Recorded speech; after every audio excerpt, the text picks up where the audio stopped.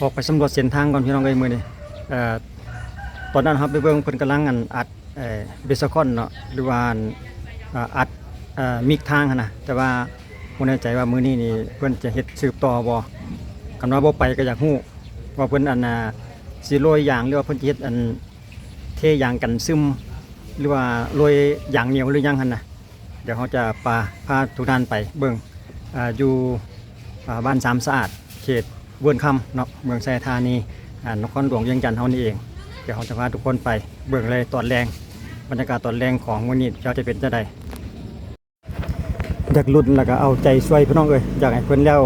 ไวๆเนาะก่อนที่จะฮอดฤดูฝนเส้นทางแต่ละเส้นทางรู้สึกว่าจะหลายเส้นเด้อยู่ในเขตเมืองไซธานีเฮานี่นะก็การพัฒนาถนนหนทางในปัจจุบันนี้สปป.ลาวเฮานี่เพิ่นก็เอาใจใส่อยู่เด้พี่น้องเอ้ยเริ่มพัฒนาไปอย่างไววาคือกันเด้แต่ละเส้นแต่ละสายสมเทียบกับเมื่อก่อนนี่ก็โอ้ยังเป็นทางขี้ฝุ่นขี้ไงจังซี่นะทางเป็นขุ่มเป็นบ่อยามฝนตกจังซี่หน้าฝนฤดูฝนจังซี่ก็ลำบากหลายแต่ว่ามาในปัจจุบันเนี่ยก็เริ่มขึ้นหลายเส้นหลายสายให้ได้เห็นบ่แม่นทางว่าเดี๋ยวตัวอย่างคือเส้นทางที่ข้าพเจ้าจะพาทุกคนไปเบื้องนี่แหละดูเขตเวิร์นคำเนาะบ้านสามศาสตร์เขตเวิร์นคำทางที่ว่าไปหาโรงงานเกลือกาเกวียนนะพี่น้องที่ว่าข้าพเจ้าเคยลงไปตอนนั้นนะตอนนั้นข้าพเจ้าเคยลงไปที่ว่าเพิ่นกำลังตุ่มทางกำลังอัดทางนะแต่มาในปัจจุบันนี้เพิ่นลงเบสคอนเรียบร้อยแล้วยังเหลือแต่โรยยางโรยหินแห่นะเอาหินหุกเอาหินคุกโรยแล้วก็สีดยางเหนียวนะเดี๋ยวไปเบิ่งน้ำกันเลยว่าเป็นจะเฮ็ดด้วยอย่างสลับมื้อนี้เนาะช่วงท้ายเดือนมีนาปี2026พี่น้องเอ้ยออกจากบ้านทางงอนก็จะแล่นไปเขตบ้านสามศาสตร์เวิร์นคำอีกเทีนึงใกล้จะถึงแล้วพี่น้องเอ้ยดูเขตบ้านเวิร์นคำทางด้านหน้าเขาก็จะเป็นเขตบ้านสามสะอาดหรือว่าเส้นทางที่ว่าเขาไปหาโรงงานเกลือโอ้จังได๋เนาะอันนี้เนาะคือว่ายกดำเทเลอร์ใช่ป่ะโอ้เพิ่นเอารถขึ้นรถเอารถบดขึ้นนั่นเองไอ้ยะโอ้ขึ้นได้นี่หวะมาว่าทำขึ้นได้ขึ้นพูดว่าเสียละบ่แม่นเขาสิแล้วแล้ววะบ่แม่นเขาสิแล้วแล้ววะสิไปไสนี่ไปไสขึ้นไปก่อนโอ้มาบ่ทันเพิ่นกำลังเอารถขึ้นเพิ่นว่าเขาฉีดยางอยู่พุ่นว่าซั่นเด้เดี๋ยวเฮาไปเบิ่งก่อนว่าเพิ่นฉีดยางได้บ่แม่นใกล้สิแล้วแล้วบ่จักโอ้ฉีดยางเลยพี่น้องเอ้ยมาดไวแท้นี่เด้จุดที่ว่าบ่อนที่ว่าเพิ่นนั่นโอ้เพิ่นต้มยางอยู่พี่น้องควรตรวจอยู่ไอ้ยาเดี๋ยวเฮาซุมเบิ่งก่อนเด้ทีมงานเพิ่นหั่นน่ะกำลังต้มยางพี่น้องเอ้ยรถจกรถอันนี้ที่ว่าส่วนผสมของเพิ่นอยู่นี่แหละเนี่ยเป็นหินเป็นยางเป็นทรายเป็นหินจุดนี้เนาะที่ว่าเพิ่นเอาไป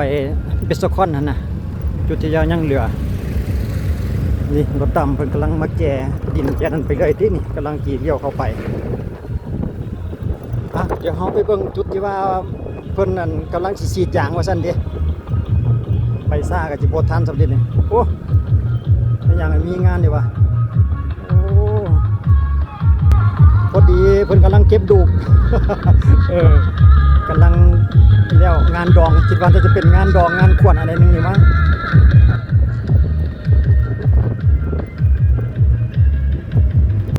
นี่จุดนี้คือ3แยกเลี้ยวซ้ายไปโรงงานเกลือเลี้ยวขวาก็ไปเขตบ้าน1บ้าน2บ้านนั้นพูดแล้ววะบ้านทางโรงเรียนเดี๋ยวเขาจะไปตามเส้นทางไปหาเขตบ้านสามสะอาดคือมาทางเส้นนี้คือเขตบ้านสามสะอาดเราคนฉีดยางจุดใดน้อยนี่เนาะคิดว่าจะน่าจะฉีดอยู่ที่จุดของบ้านสามสะอาดโอ้ฟ้าลมพี่น้องเลยฝนก็จะตกแล้วนี่สงสัยเพิ่นฉีดอยู่ในเขตหมู่บ้านสามสะอาดอีกทีนึงนะจุดนี้ก็อยู่ในบ้านสามสะอาดอยู่แต่ว่าบ่ทันได้แม่นชุมชนเนาะ ฟ้าลมพี่น้องไอ้จ้ะฝุ่นทิพย์เลยฟ้าลมฝนสงสัยพายุฤดูร้อนกำลังจะเข้ามาไงทวนๆวะเฮ็ดจังได๋จังสิสู้ลมได้เฮาล่ะบัดนี้ลมคือบ่แฮงอีกเด้โอ้เพิ่นเริ่มฉีดยางแล้วก็โรยหินไปแล้วเด้นี่นะ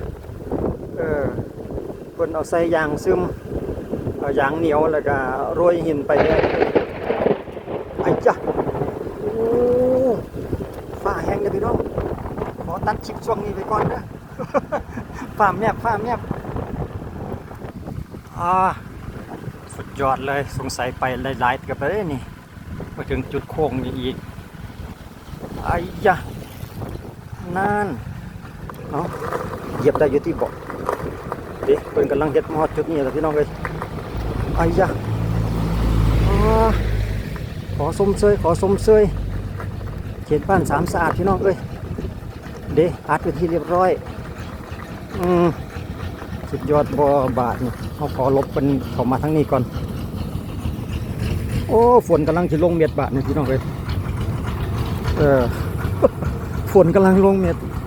โอ้เทมาได้หลายเติบได้พี่น้องเลยประมาณครึ่งลักละครึ่งกิโลเมตรละไอ้จ้ะฟ้าไหมเป็นตะย่านแต่บุจุดนั้นรถเป็นกำลังโรยหินโอ้ถ้าหากว่าฝนตกนี่เขาก็มีปัญหาเนี่ยต้องหาบอลอยู่โฮมได้นี่อยู่ในช่วงสถานการณ์ของน้ำมันแพงพี่น้องเลยแต่ว่าทางการทางคนสั่งทางนี่ก็ยังเฮ็ดเรียกยังตั้งหน้าสุดยอดหลายโอ้ลมมาว่าซั่นดิขอหยุดก่อนขอพักก่อนว่าซั่นดิลมฝนแห้งเดี๋ยวเขาจะตัดคลิปช่วงนี้ออกก่อนพี่น้องเลยต้องหาบอลลบฝนซะก่อนอยู่ในช่วงสถานการณ์ของน้ำมันแพงแต่ว่าเพิ่นก็ยังตั้งหน้าเฮ็ดอย่างต่อเนื่องเนาะบ่มีการลดละแต่อย่างใดทีมงานผู้สร้างทางเพิ่นเขตบ้านสามศาสตร์พี่น้องเอ้ยไปหาโรงงานเกลือโรงงานเกลือเขาก็อยู่ทางด้านหน้าพุ่นละวะ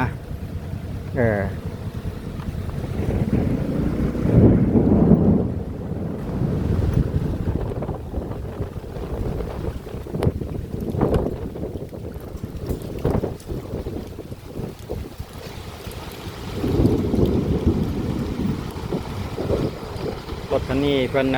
ป็นรถที่ว่าโรยหินคุกนั่นเองเนาะโรยหินคบสงสัยคนก็ต้องได้ยุติการดำเนินงานคือกันเพราะว่าเป็นอุปสรรคกับฟ้าฝนมาไอ้ยะยอดเลยนี่สำเนียงเขาก็หูแล้วว่าคนก็ยังเฮ็ดเรียกยังตั้งหน้าสำหรับเส้นทางบ้านสามศาสตร์พี่น้องขอชมเสื้ออีกเท่านึงลาวเฮาเนี่ยก็ถือว่าพัฒนาไปหลายขนาดว่าในช่วงสถานการณ์วิกฤตน้ำมันแพงน้ำมันหายากเพิ่นก็ยังเอาใจใส่ว่าซั่นต่อไปรู้สึกว่าบักเห็บจะตกได้พี่น้องโอ้อยู่ลาวเฮาอยู่ในรอบหลายปีพี่น้องเชียนเมืองไชยธานีพอท่านได้เห็นบักเห็บมาปีนี้เห็นบักเห็บตกบกหลายทางออกลากเลยว่าจะสร้างถนนฝุ่นทางหน้าทางโอ้เต้นหลังนั้นพี่น้องหลังที่ว่าเปิดเพลงตึมตอนเข้าไปฮะเปิดมืดเลยลบฝนก่อนเมื่อกี้นี่ ฝนหากำลังเศร้าพี่น้องลงมาบอกแห้งคนนะไปแล้ววะคิดว่าคือสิบ่ได้ละตัวมือนี้คือสิยุติแล้วว่าสันเด็ดคิดว่าน่าจะเป็นมืออื่นเดี๋ยวมืออื่นเขาจะมาสืบต่อพี่น้องสำหรับคลิปวิดีโอนี้เขาก็จบเพียงเท่านี้ขอขอบใจทุกท่านในการติดตามได้รับชมเดี๋ยวเอาไว้ติดตามในการใหม่ในมืออื่นมื้อนี้ยุติก่อนโอ้ลมมากระทันหันไว้บักเห็บตกอีกบอกหลายๆทีมงานเพิ่นก็มื้อนี้ก็ได้ก็ยังทันได้เครื่องพี่น้องมื้อนี้ได้ส่วนใดส่วนหนึ่งเดี๋ยวเอาไว้เจอกันในคลิปต่อไปสำหรับคลิปนี้ขอบใจสบายดี